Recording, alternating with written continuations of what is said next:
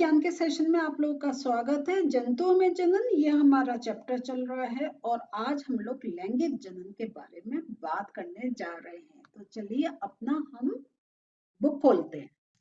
बच्चों, जैसा आपको याद है कि हम लोगों ने इससे पहले जनन की विधियों के बारे में बात करी थी और हम लोगों ने इससे पहले वाले सेशन में बात करी थी कि किस प्रकार जो जंतुओं की संतति होती है उनके विभिन्न नाम होते हैं। आज हम लोग बात करने जा रहे हैं लैंगिक जनन के बारे में और हम लोगों ने जैसे इससे पहले वाले सेशन में बात करी थी कि जनन दो प्रकार से होते हैं, लैंगिक जनन और अलैंगिक जनन। अब जो अगर हम लैंगिक जनन की बात कर रहे हैं तो इसमें हम देखते हैं कि हम लोगों ने अपने इससे पहले जो हमने कक्षा में पढ़ा था उसमें हमने पौधों में जनन की बारे में बात करी थी और हम लोगों ने इससे पहले वाले सेशन में भी बात करी थी कि पौधों में भी लैंगिक और अलैंगिक जनन होता है। आप हमने जैसे गुलाब की बात कर रही थी कि अलैंगिक जनन जिसमें हमारा कोई एक नर और जो मादा के जो पार्ट्स हैं वो नहीं चाहिए होते हैं या नर और मादा नहीं चाहिए होता, उनके बीच के जो उनके जो एक फर्टिलाइजेशन क्रिया चल रही है वो नहीं चाहिए होती है। अलैंगिक जनन में हम सिंपल जैसे हमने रोज के प्लांट को उसका स्टेम काटा, जमीन में लगाया, नया पौधा बन गया। लेकिन जो लैंगिक जनन क्रिया होती है इसमें हमें नर और मादा दोनों की एक नीड होती है। और लैंगिक जनन की प्रक्रिया में जब अगर हम एक किसी पौधों की बात करते हैं उनमें भी जो फूल में हमें नर और मादा दो विभिन्न प्रकार के हमें उनके पार्ट्स देखने को मिलते हैं। तो ये आपको याद है, आप लोगों ने ये पढ़ा था, हमने पूरा फ्लावर का स्ट्रक्चर डिस्कस करा था। तो ये जो लैंगिक जनन करने वाले पौधों में नर और मादा जनांग होते हैं। तो ये आप जरा मार्क कर लीजिए पहले, तब हम आगे चलें। तो अब हम कह रहे हैं थोड़ा सा, क्योंकि हमारा रिवीजन एक बहुत अच्छा होता है, जब हम कोई चीज रिवाइज करते हुए समझते हैं तो हमें ज्यादा जल्दी समझ में आता है। तो आपको याद है कि जब हमने पुष्प का एक स्ट्रक्चर पढ़ा था उसमें नर और मादा जनांग कौन से थे? कुछ आपको याद है उनके नाम? अगर याद नहीं है चलिए हम एक बार आपको अपनी स्लाइड की हेल्प से उसको रिवाइज करवाते हैं। ये देखिए, पौधों में हमने लैंगिक जनन की बात करी थी और इस प्रकार हमने एक पुष्प का स्ट्रक्चर पढ़ा था और इसमें हमने देखा था कि पुंकेसर और स्त्रीकेसर होते हैं।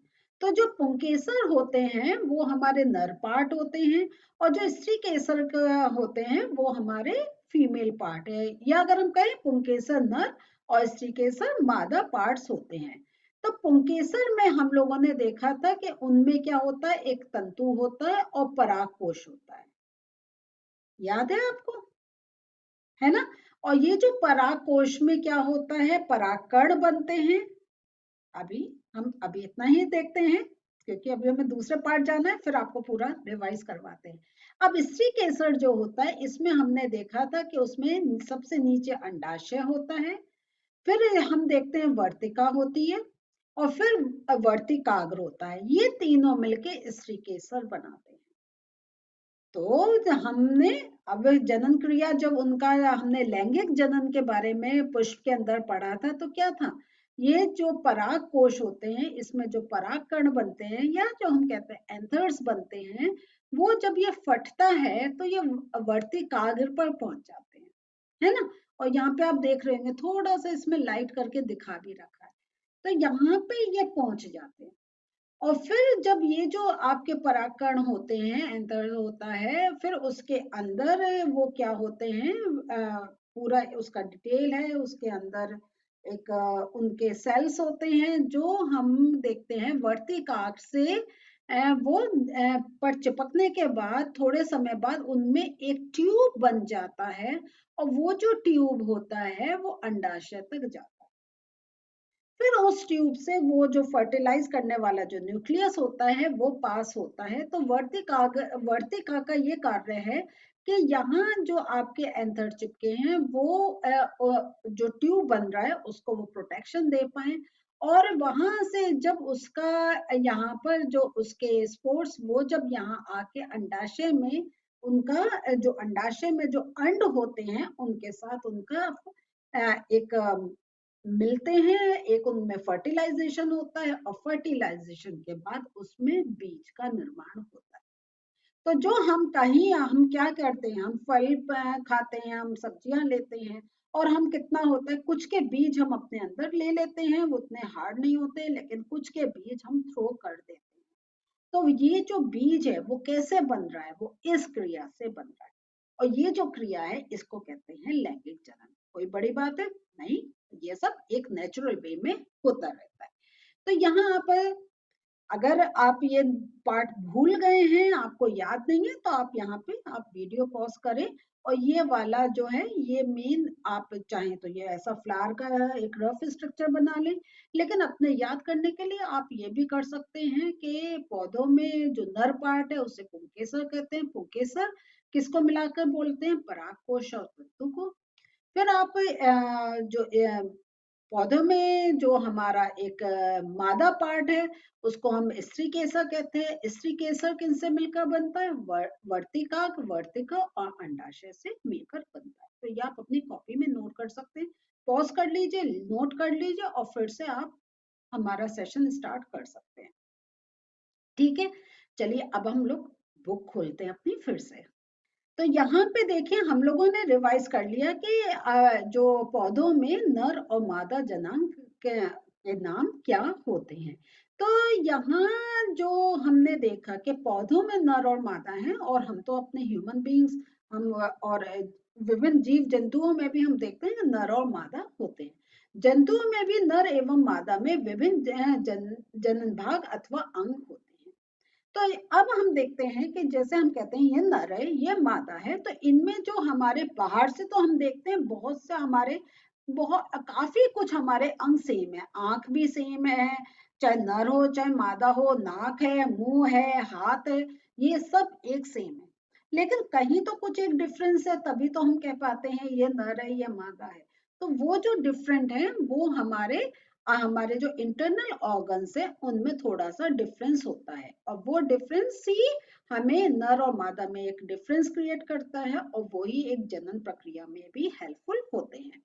तो यहाँ पे हम देखते हैं कि जैसे हमने पौधों में देखा था कि नर और मादा का आपस में फर्टिलाइजेशन होकर फिर एक गैमीट बनता है, तो इसी प्रकार क्या होता है कि जंतुओं में भी नर एवं मादा युग्मक बनाते हैं जो संलयित होकर युग्मनज बनाते हैं। तो ये जंतु में भी क्या करते हैं, इनमें भी एक फर्टिलाइजेशन की क्रिया चलती है और उस फर्टिलाइजेशन की क्रिया के बाद ही आपका वो गैमीट बनता है जिससे नया एक शिशु बनता है। ये जो युग्मनज होता है यही विकसित होकर एक नया जीव बनाता है। तो यहाँ ये एक बहुत इंपॉर्टेंट पॉइंट है, इनको आप मार्क कर लें कि किस प्रकार नर एवं मादा युग्मक बनाते हैं जो एक संलयित होकर, मीन्स जब वो आपस में मिल जाते हैं तो युग्मनज बनता है, और यही जो युग्मनज होता है ये नया जीव बनता है जब उनके अंदर और फर्दर उसके अंदर जब और फर्दर डेवलपमेंट होता है। तो ये जो हमारी जो जनन की प्रक्रिया होती है जिसमें नर तथा मादा मिलकर युग्मक का संलयन करते हैं, इसको हम लैंगिक जनन कहते हैं। तो ये पार्ट भी आपका बहुत इंपॉर्टेंट है, तो इससे मार्क कर लीजिए यहाँ से यहाँ तक। और इसको मैं दूसरे कलर से मार्क कर रही हूँ कि जैसे आपको डिफरेंस मालूम हो कि जब अगर हम बात कर रहे हैं लैंगिक जनन किसे कहते हैं। तो हम जो अब हमारा नेक्स्ट सेशन होगा उसमें हम बात करेंगे नर और मादा के जो जनन अंग है वो कौन से हैं। तो ये हम लोग नेक्स्ट सेशन में इसको डिटेल में समझेंगे। तो आज जो पढ़ा इसके थोड़े से देख लेते हैं नोट्स। तो यहाँ बच्चों आप लोगों ने ये नोट कर लिया, वेरी गुड। तो लैंगिक जनन की अगर हमें परिभाषा देखनी है तो जनन क्रिया जिसमें नर तथा मादा युग्मक का संलयन होता है लैंगिक जनन कहलाता है।